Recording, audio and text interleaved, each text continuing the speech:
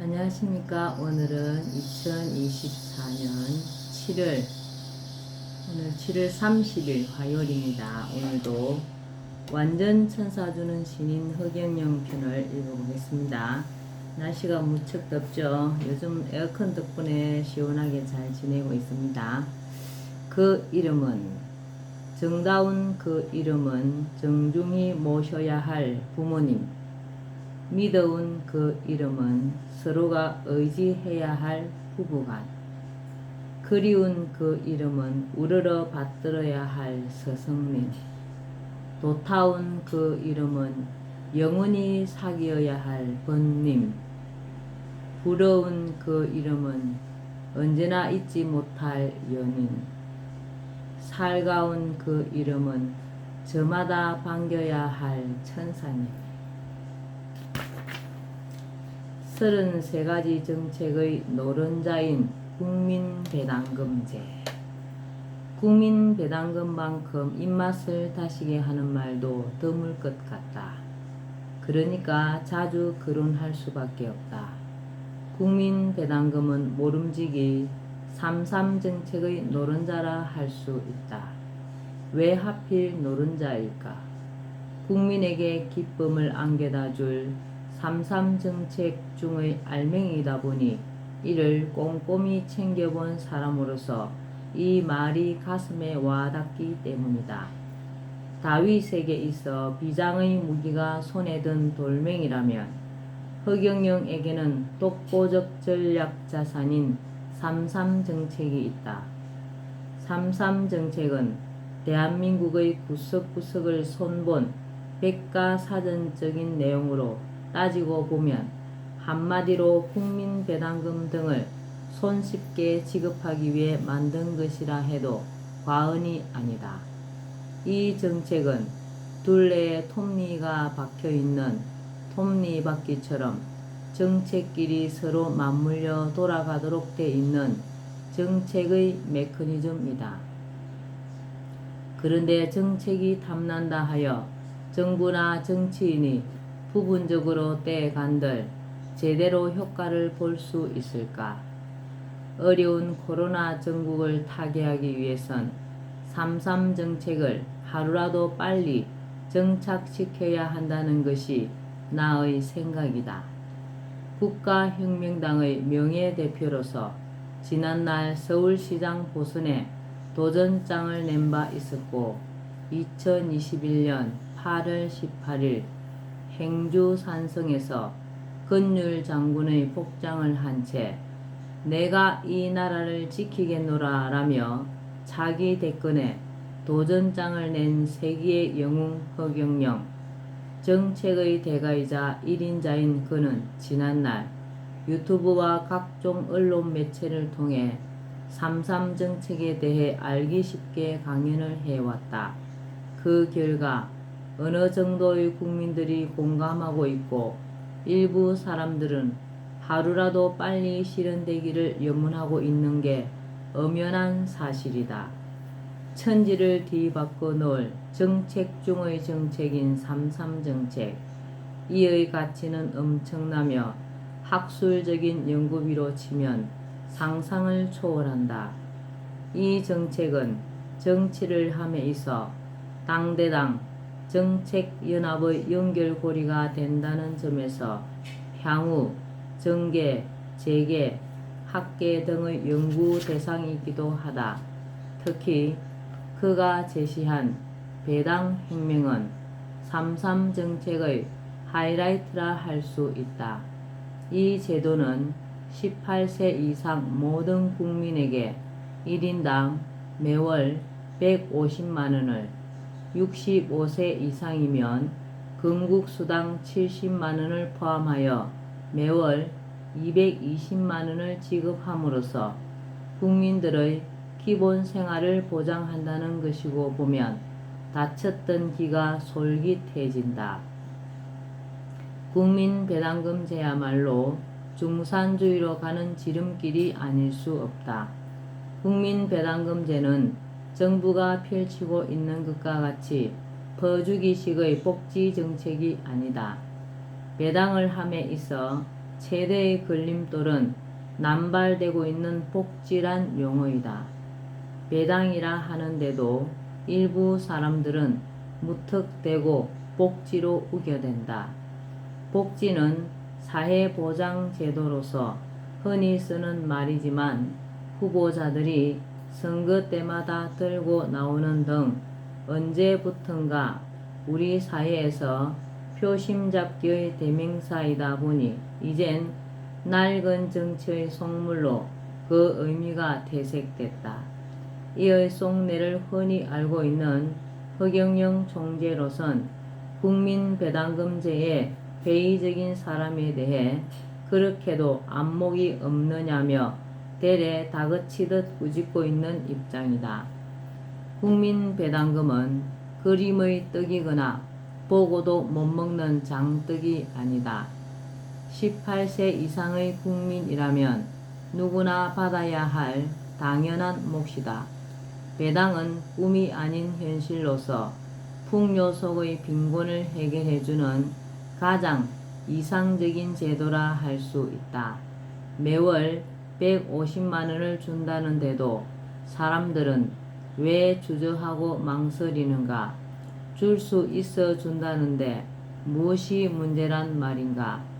앞에서도 얘기했지만 사람들이 3.3 정책의 내용 가운데 대부분은 공감하면서도 왜 유독 배당 혁명에만 미온적인지 알다가도 모르겠다. 배당 얘기가 나왔으니 한 번쯤 진지하게 생각해보자. 요즘과 같이 밝은 세상에 수치 개념 없이 무턱대고 배당하겠다는 것이 현명한 국민들에게 먹혀들겠느냐는 것이다. 결론적으로 말하지만 이의 재원은 충분해 배당을 하고도 남아돈다. 촌치도 걱정할 필요가 없다. 배당을 할 수 있어 배당을 한다는데도 사람들이 도무지 믿지 않으니 그게 문제가 아닌가. 국민배당은 국가 경영에 대한 성과에 초점이 맞춰져 있어 정부의 선심성 복지와는 성격이 근본적으로 다르다. 신인 허경영은 거짓말을 모르며 하지도 않는다. 이내 들통이 날 말을 왜 함부로 내뱉겠는가. 막상 그가 거금을 준다니 저마다 믿기지 않는 모양이다. 사람들이 속고만 살았는지 묻고 싶다. 한민족이 하도 외침을 많이 받아 잠재의식 속에 피해의식과 의심이 가시지 않아서일까. 기초노령연금이 말해주듯 푼돈처럼 주면 덥석 받고 국민배당금처럼 두둑하게 목돈을 챙겨주면 머뭇거리듯 주춤하다니 주고도 남는 돈에 대해 왜 의심과 무관심으로 일관하는지 생각하면 할수록 이유와 영문을 모르겠다. 특히 노인에게 주어지는 220만 원의 돈은 적은 액수가 아니다. 어느 자식이 매달 그렇게 많은 돈을 스스럼 없이 내놓겠는가. 국민배당금이야말로 이 시대에 있어 효자 돈이다. 이 돈이 주어짐으로써 사람마다 생기가 돌고 가정이 화목해진다. 국민배당으로 경제를 살려야 한다는 신인 허경영의 확고한 신념은 계란의 비유법에서 자세히 읽을 수가 있다. 그는 인간의 삶 자체가 결코 삶은 계란이어선 안 된다고 말한다. 배가 고프다고 당장 계란을 삶아 먹어버린다면 그것으로 끝일 수밖에 없지 않은가. 그러나 사랑의 품으로 껴안아주면 수많은 닭을 얻을 수가 있다. 장기적인 안목을 가진 사람은 계란이 인류 전체를 먹여 살릴 수 있는 재원이 된다는 데 주목한다. 그런 의미에서 날계란이 마중물임은 말할 나위가 없다. 그것이 곧 국민배당금이며 이런 정책을 내놓으니가 바로 이 시대를 이끌어갈 신인 허경영이다. 정치 지도자로서 어찌 지혜롭다 하지 않겠는가. 사막의 오아시스이자 나라와 국민 경제를 살릴 보배로운 국민배당금제. 여기서 배당이란 말이 나오게 된 동기는 뭘까? 이의 배경에 관심이 쏠리고 있다. 허경영은 배당금은 투자에 대한 배당일 뿐 결코 복지가 아니며 그렇기 때문에 이를 국민의 기본법인 헌법에 명문화할 수밖에 없다라고 말한다. 국민의 권리에 대한 법적인 보장책이고 보면 전적으로 공감이 간다. 어려운 서민들에게 큰 선물이 될 국민배당금제에 대해 우린 어떤 입장이어야 하는가? 배당금 청구는 납세 의무를 지고 있는 국민의 당연한 권리여서 잠시도 미룰 수가 없다. 그렇기 때문에 지금부터라도 국민적인 관심을 가질 수 있도록 공론화시킬 필요가 있겠다는 생각이 든다.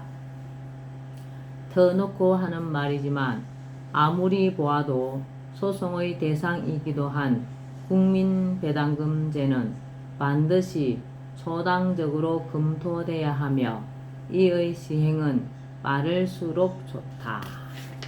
예. 기쁨 주는 국민배당금제. 빈부격차가 심화되고 이로 인해 자살자가 급증하는 등 부작용이 속출하다 보니 말만 들어도 귀가 솔깃해지는 국민배당금제. 그래서인지 최근에 있었던 국민배당금과 관련된 한 토막의 얘기가 뒷맛을 남기게 한다. 참고가 될 것 같아 소개해 본다.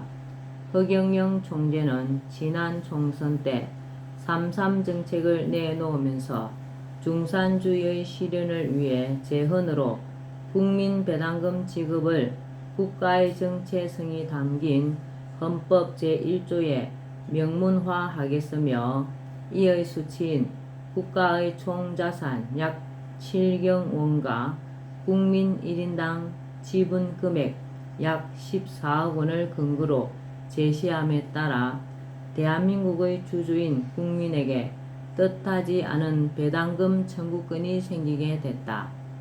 배당금 지분이 생기면 어떻게 될까?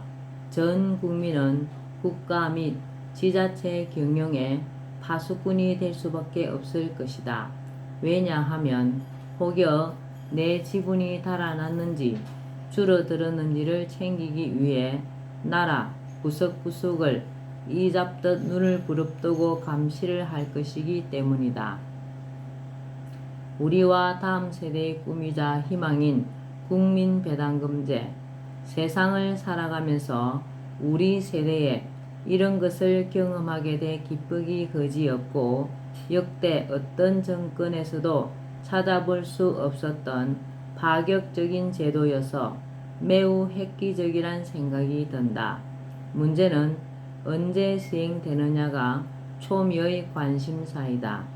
빠르면 빠를수록 좋지만 지금의 정치 현실에서 볼 때 녹록하지만은 않다.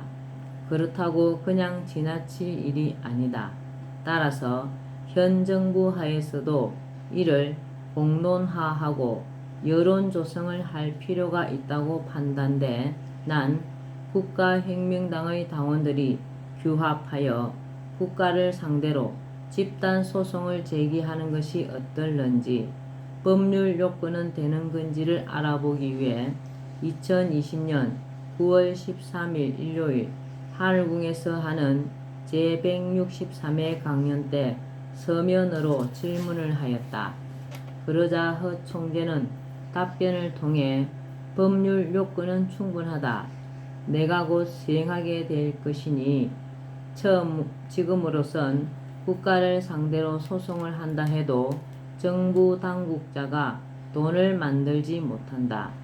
이의 시행되려면 통치자의 결단이 있어야 하고 국가 예산의 70%를 전략하는 등 여러 가지 필요한 조치를 과감히 취해야 한다. 과연 그들이 해낼 수가 있을까라며 어렵다는 반응을 보였다. 듣고 보니 맞는 말이었다. 허 총재의 답변을 듣고서야 지금은 원점으로 돌아갔지만 이때까지만 해도 난 경제적으로 어려움에 처해 있는 국민들이 하루라도 빨리 이의 고통에서 벗어나도록 하기 위해선 배당금 문제를 공론화하는 것이 바람직할 것 같아 소송의 필요성을 조심스레 생각하고 있었다.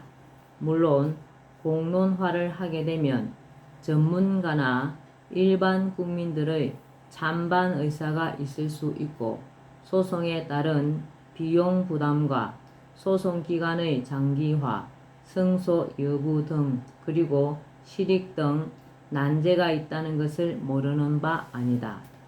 그럼에도 불구하고 소를 제기하고자 했던 것은 국민 배당금이 국민들의 관심사가 된 이상 사회적 분위기 조성을 위한 일환책으로 변호사의 자문을 받아 소송을 하는 것이 코로나 전국을 헤쳐나감에 있어 유리할 수도 있겠다는 나름대로의 판단이 섰기 때문이다.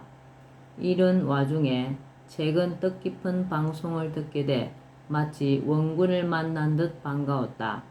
내용을 살펴본 적 나의 견해와 유사점이 있는 데다가 이쯤 되면 정치권에 동기부여를 할 수 있을 것 같아 마음에 와 닿았다고 관심이 갔다. 이런 정보를 전해준 관련 유튜브는 뭐뭐뭐 신지식인 TV였으며 방송의 첫마디가 허경영 총재가 내놓은 국민배당금의 법 제정을 위한 범국민추진위원회의 창립이었다. 이어 정 교수는 자신의 여러 유튜브를 통해 국민배당금제는 노벨 경제 확산과 노벨 평화상감이며 경제 민주화를 완성하는 요인이며 유네스코의 세계문화유산 등재감이고 배당금이 연계된 국가 간의 정책 연합이 가능하다는 말을 일목요연하게 쏟아냈다. 뿐만 아니라 허경영의 3.3 정책을 기성 정치인에게 맡길 수 없다며 이를 범국민적으로 실천하기 위해 다가오는 3월 3일을 3.3 운동의 날로 정하자고 제의하였다. 이는 정치권에 지각 변동을 가져다 줄 요소임은 말할 것도 없다. 그리고 그가 3.3 정책을 크게 부각시킴으로써 국정의 동력이 일시에 블랙홀 현상을 빚고 있다. 다년간 정책을 연구해온 정책가로서의 면모를 엿보게 한다. 이와 같이 정 교수는 독특한 화법으로 대다수 국민들로부터 박수갈채를 받을 만한 건설적이고도 생산적인 제안을 했다. 여기서 한 가지 짚고 넘어가야 할 것은 국민배당금에 대한 법률 제정 문제로서 그가 이를 들고 나왔으나 굳이 그렇게 하지 않아도 될 것 같다. 왜냐하면 허 총재가 3.3 정책을 내놓으면서 국민배당금 제도를 국민의 기본법에 넣기 위해 재헌의 필요성을 피력한 바 있어 따로 하위의 법률로 정할 필요가 없고 관련 법을 만든다 해도 지금과 같이 여대 야소의 전국에서 법의 통과가 쉽지 않기 때문이다. 이와 관련하여 제의해 보지만 법률 제정은 하지 않는 대신 창립위원회의 명칭을 국민배당금 제도 확립을 위한 범국민 추진위원회로 정하면 어떨까 싶다. 신지식인인 정 교수는 미래를 예측하는 성견지명이 있고 허경영의 정책에 있어서도 탁월한 식견을 가졌다. 그는 이런 국민배당금제가 주축이 된 3.3 정책 홍보에 적극 나섬으로써 최근에 이르러 화제를 모으고 있는 장본인이기도 하다. 그는 3.3 정책의 해설로 스타가 됐고 단숨에 3.3 정책의 해설사로 급부상하게 됐다. 유맹세를 타기는 여러 분야에 있지 않다. 하나만 잘 다루면 성공한다. 그는 그걸 우리들에게 보여주었다. 그래서 하는 말이지만 국민배당금제의 조기 정착과 3.3 정책의 실현을 위해 교수 등 많은 지식인들이 나서서 정 교수와 같이 한 목소리를 내어주었으면 좋겠다는 생각을 해본다. 예. 오늘은 완전천사주는 신인 여기까지 말겠습니다. 오늘도 건강하시고 날씨가 더우니 물도 많이 드시고 소금도 조금씩 드시면서 건강관리 잘 하시는 행복한 하루 되시기 바랍니다. 감사합니다. 흑영령.